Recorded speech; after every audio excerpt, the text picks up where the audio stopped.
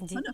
तो ये बहुत आसान होता है। यूट्यूब पे बहुत सारी चीज़ें हैं, बहुत सारी नॉलेज अवेलेबल है, आप वहाँ से भी उठा सकते हैं। जी। खाद हर घर को बनानी चाहिए, हर घर को बनानी चाहिए। हम बिल्कुल। तो समझते हैं भारतवर्ष में जो खेती हो रही है, अगर उसको नेचुरल फार्मिंग में तब्दील किया जाए और जितना केमिकल फर्टिलाइज़र है, उसको धीरे-धीरे फ़ेज़ आउट करके हम अपना किचन वेस्ट और गार्डन वेस्ट और खरपर प पतवार से हम सारी की सारी अगर उसको मिट्टी में मिलाकर उसमें फार्मिंग करें, तो भारतवर्ष में मैं समझता हूँ कि हमारी जो टोटल आउटपुट है वो भी डबल हो जाएगी और हमें जो डिजीज़ेज़ हो जाती हैं केमिकल फर्टिलाइज़र से, वो भी नहीं होंगी। जी। और और स्कूल अपार्टमेंट्स भी में बनाना तो बहुत ही आसान है। जी, पीपल पापा स्कूल भी अपना योगदान इसमें दे सकते हैं। अगर बच्चों के ओवरऑल डेवलपमेंट की बात करें हम तो जितना उन्हें तकनीक से जोड़ना ज़रूरी है, जितना उनका दूसरे विषयों का सामान्य ज्ञान बढ़ाना ज़रूरी है, उन्हें पर्यावरण,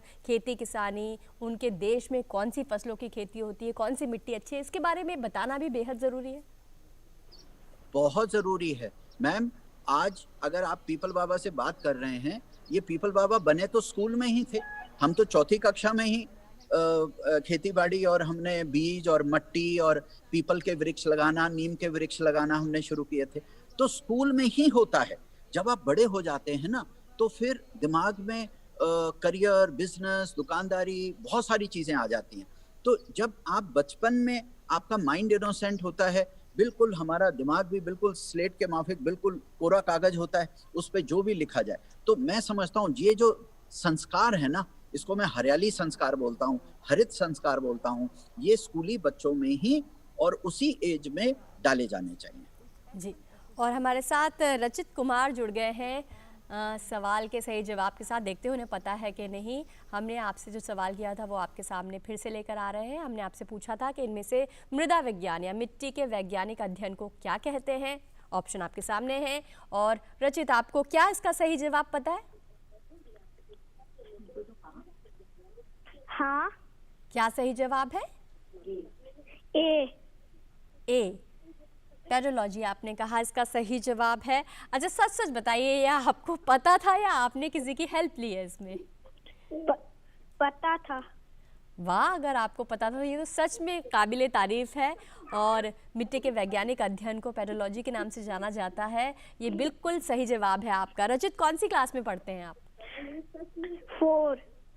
फोर्थ में। क्या आपने अपने घर के आसपास या घर में कुछ उगाया हुआ है? हाँ। क्या उगाया है? गुआवा।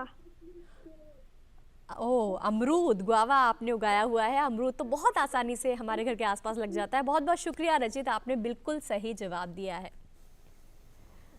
तो देखा आपने, विपल बाबा के बच्चे जो है वो बिल्कुल जुड़ना चाहते हैं और उनको पता भी है कि उनके आसपास क्या चीज़ें हैं। हमें बस जो है वो सेतु बनना है। क्या कहना चाहेंगे आखिर में आप?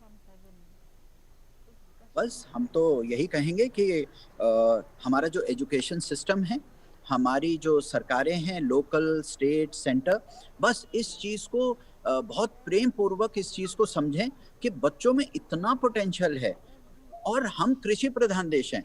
87% ऑफ द पॉपुलेशन मैडम आज भी डायरेक्टली इनडायरेक्टली एग्रीकल्चर से कनेक्टेड है। और जी। ये जो बच्चे और इतनी लाइवलीहुड अपॉर्चुनिटीज़ हैं, इतनी ज़्यादा लाखों करोड़ों में एम्प्लॉयमेंट अपॉर्चुनिटीज़ क्रिएट की जा सकती हैं।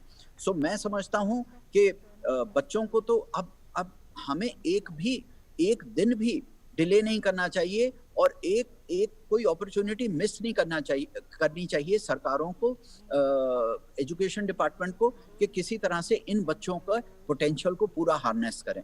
हम जी। तो जहाँ भी जाते हैं, मेरी हमेशा प्रायोरिटी होती है, अगर मेरे पास 4 इवेंट हैं 1 दिन में और 3 एडल्ट्स के लिए हैं, कोई क्लब के लिए है, कोई धर्म संस्थान के लिए है और 1 स्कूल के लिए है,